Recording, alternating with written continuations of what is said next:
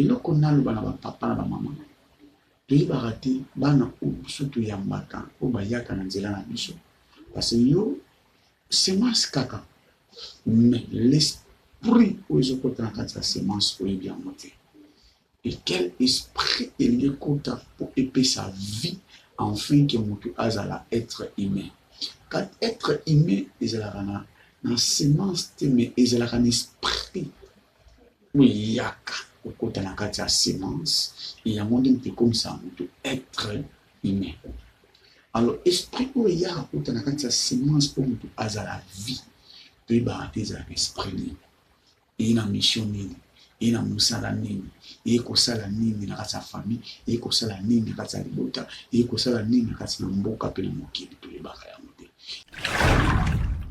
omonaki bana mosusu nzambe atindaka bango avant le mariage il y en a encore d'autres mayaka après le mariage après le mariage donc dans le mariage plutôt alors nous devons savoir oyo nyonso nzambe apesa biso c'est sa volonté et nous devons savoir aussi tozali kaka porte oyo bato bayelaka na mokili parce que l'Éternel dit a créé l'homme la production des hommes il a donné les chemins et la porte d'entrée aux hommes au travers de l'homme et la femme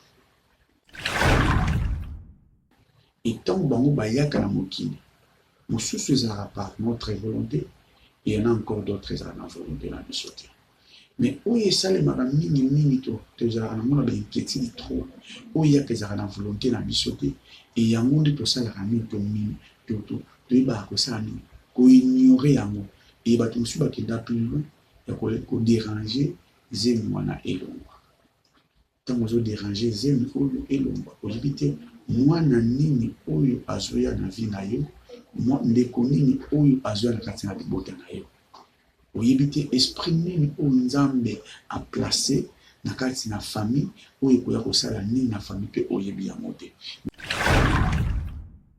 je voudrais dire à une personne oyo bazoyoka biso partout oyo bozali vous savez les enfants que nous portons dans notre vie et dans votre sein ou bien dans votre ventre les mamans et ce sont des enfants venus de Dieu. C'est le seul Dieu qui sait l'enfant qu'il t'a donné, leur objectif, leur ambition et sa mission ici sur la terre. Malgré l'enfant qui est au monde na vie na yo, oyebi nanu ye te, ozwi nanu révélation sur ye te, vous devez savoir toute personne oyo baya na nzela mokili basala bamarka baépoque bayaka na nzela mwasi. Bonsoir, bien-aimés dans le Seigneur Jésus-Christ. Je suis Serge Ndaiwandai, l'apôtre du Seigneur Jésus-Christ.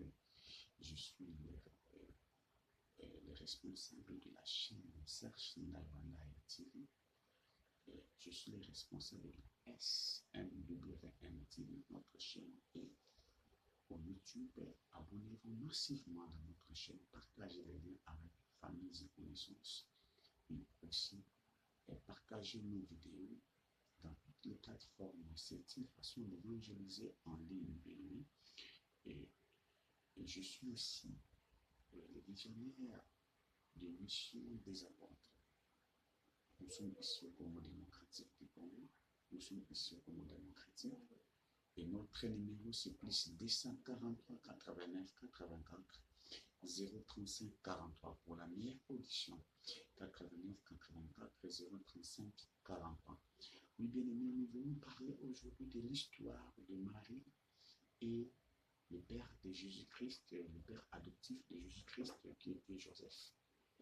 C'est vraiment une histoire que nous venons parler un peu pour donner quelques exemples aux enfants de Dieu qui nous attendent, qui nous écoutent partout dans le monde que vous êtes. Mais pourquoi nous avons choisi l'histoire de Marie et Joseph? Parce que Marie était fiancée de Joseph, qui ne savait pas qu'un jour qu'il pouvait enfanter Yahushua HaMashiach. Dans leur pensée, dans leur objectif projet, ils n'avaient pas que le projet de Jésus-Christ dans leur vie. Mais dans la projet de Dieu, Dieu savait qu'il y aura un Joseph dans le temps convenable et il y aura aussi une Marie.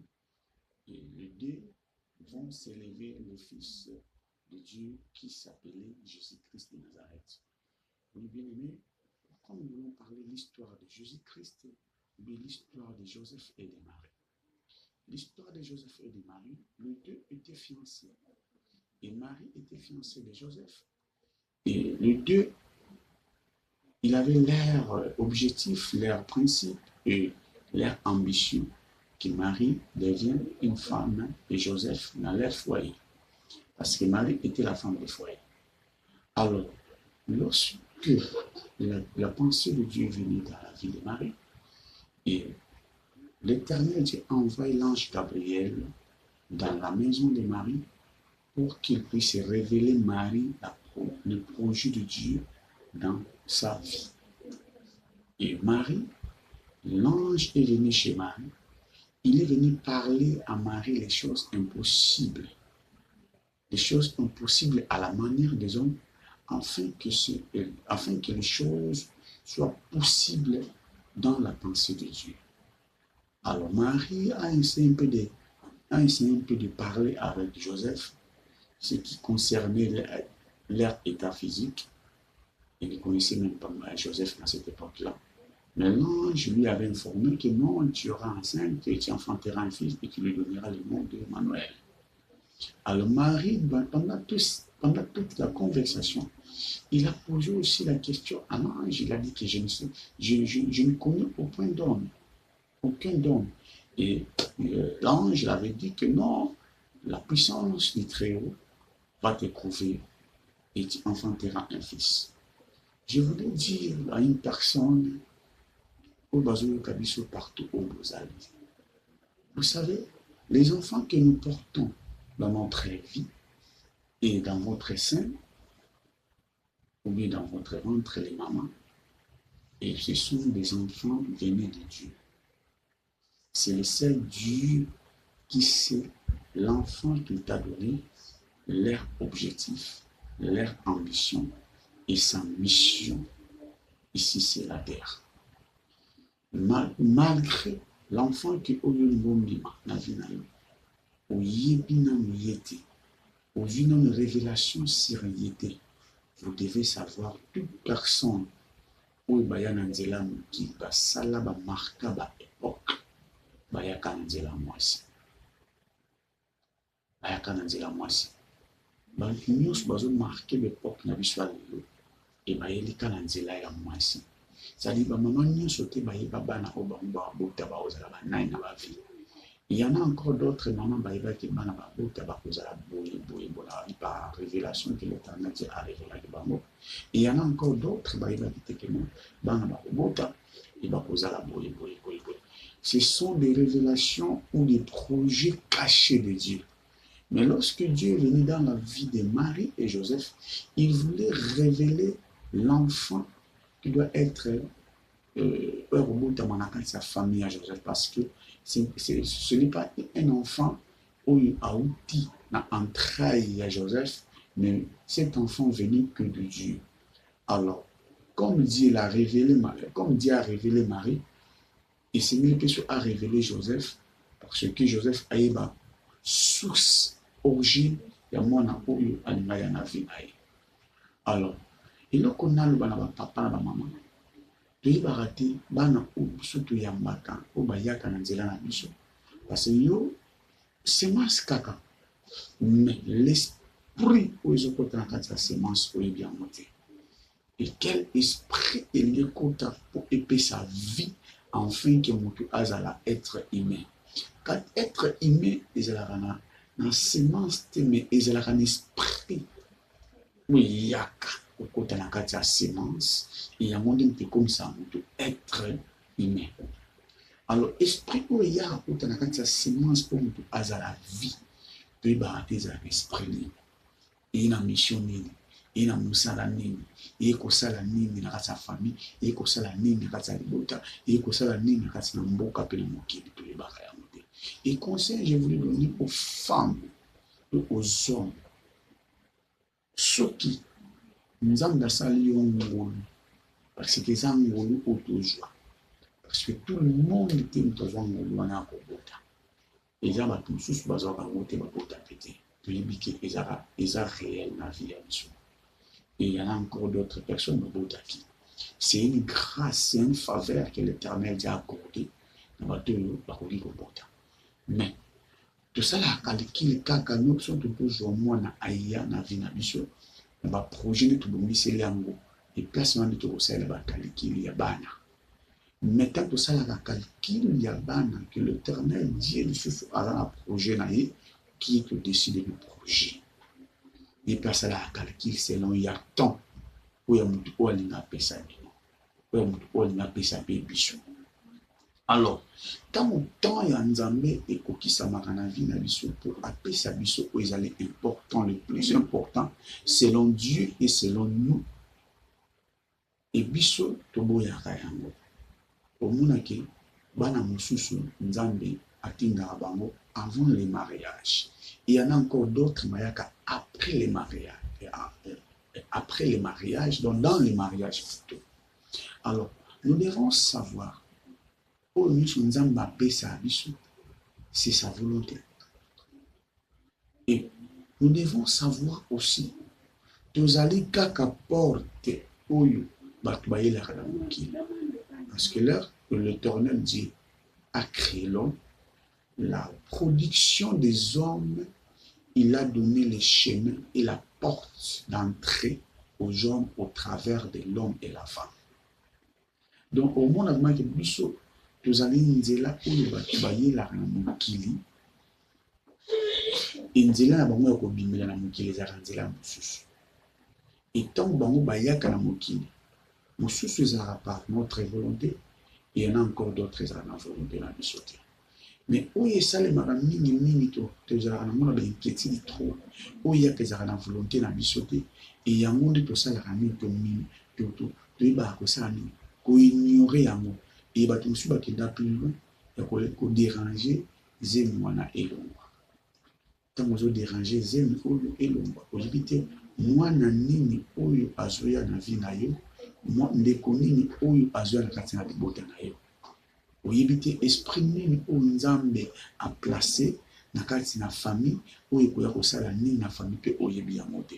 Mais du fait que ezalaka na baprojet na biso te, e biso tosalaka nini toyeba komenanse yango tolongola yango et puis ebima na kati na mabota na biso. Et tosalaka ba erreur. Pourquoi? Parce que eyaka na bamoment oyo biso toza yango mposa te. Yango obe yango na français ba naissance indésirable. Po ezalaki désir na biso te. Mais sans tenir compte que c'était la volonté de Dieu et atteindre mutu na ye aya na kati na mokili ya se. Et na mission moko bien précise à l'Éternel Dieu. Or, ceux qui toujours comprendre la pensée de Dieu qui est selon notre vie, et c'est par là que vous allez m'embêter et que vous perdre et belé dans ma famille ou dans ma salle de notre maman, il est très important et n'a pas de savoir beaucoup de choses. Et au moins, la naissance et salima la vie, la naissance à la manière des hommes, mais par la volonté de Dieu, là c'est autre chose. Nous avons l'homme et la femme, et à la suko oyo être oyo, et à tiena katina de botawana, et moussala nini à kuya kosala. Mabongisi le nini oya bongisi pour na être wana, à sala, na katina de botawana, pena mboka ou bien na pays, pena monde. Alors nous devons être très prudents et pour ne pas éviter à la manière des hommes. Parce que on appelle ça beaucoup plus sur Marie, mère de Jésus, mais sans tenir compte que Joseph avait un grand cœur pour supporter cet enfant-là, à beaucoup comme son propre enfant, Jésus-Christ. Et dans mon pas d'ailleurs ceux qui ayent les cambouans, au moment où on a les cambouans, on a cassé, comme on a moi ici, et à Jésus, mais aux proposants de fiancé dans le mobile dans quelque temps, ou comme il a zémi et zémi a gardé en haut, et les alaka binomi bali na kati na foyer wana, et ndima ke zémi en haut pe ezali ya yo. Et ça facilité. Mais Joseph andimango parce que Nzambe atalisa ye eloko likambo nini oyo ya mwana wana abotama ko ya kosala. Mais soki ezali baparent mosusu na ka ya ndenge wana bakoki kondima yango te. Saint-Esprit na nzela na ye ezemi ekoti emwasi oyo ayeli mobali te emwasi na na bala parce que mobali nyonso aza baprojet na mwasi na ye après le mariage. Alors na après le mariage projet moko ye kokota oyo kuta ezali na pensée na bino te eye kosala nini eye kodéranger situation oyo ezalaki ya katali mbota. Et il faut avoir beaucoup de maîtrise pour ne koyeba kosala nini koyeba kovandisa likambo wana. Or dans l'histoire de Jésus-Christ oyo ya bapapa baboko na mama na ye un grand mission ye moto azwaki part ya makasi koleka, c'était Joseph qui était son père. Parce que c'est lui azali na grand cœur ya kosipoke makambo nyonso tu oyo ekosalema na kati ya mari et sikoyo andima kozwa mari lokola mwasi parce que Nzambe ayebisaki ezwa ye. C'est une recommandation que l'Éternel Dieu lui a donnée. Et ye aboyi kobuka mibeko andimi yango ezala bongo parce que Nzambe alingi ezala bongo. Tala na oka ya ndenge wana esoki ka ndenge wana epa na yo otraite yango comment nakanisi olingi okosala divorce et olingi okosala séparation ou bien okosala avortement ke mwana wana azala te. Et nous devons être très très très prudents ya koyeba koyeba quelle est la volonté de Dieu dans la foyer et dans le foyer et dans la famille. Et par là tokoyeba koyeba elikanisi ya Nzambe ezali nini et mwana ngo ayekaka na moment o pourquoi et mwana ngo mpona nini ayekaka na temps oyo nga nalampiaka parce que bapapa mosusu bayamba bana na ntango oyo baza na mpasi baza na misère et bamosusu bayamba bana na ntango ya esengo bamosusu bayamba bana na moment oyo bango balingaki bamosusu na moment oyo bango balingaki banopase na ntango moko très très difficile et na bacomplication ntango mosusu na bafoyer ke na ntango moko baza nango na bacomplication ya foyer et mwana aye Nzambe apesi mwana yango wana mosusu bapesa bakombo selon ya baepoke mpe na ngamba na koleka nango bapesa mwana bakombo wana.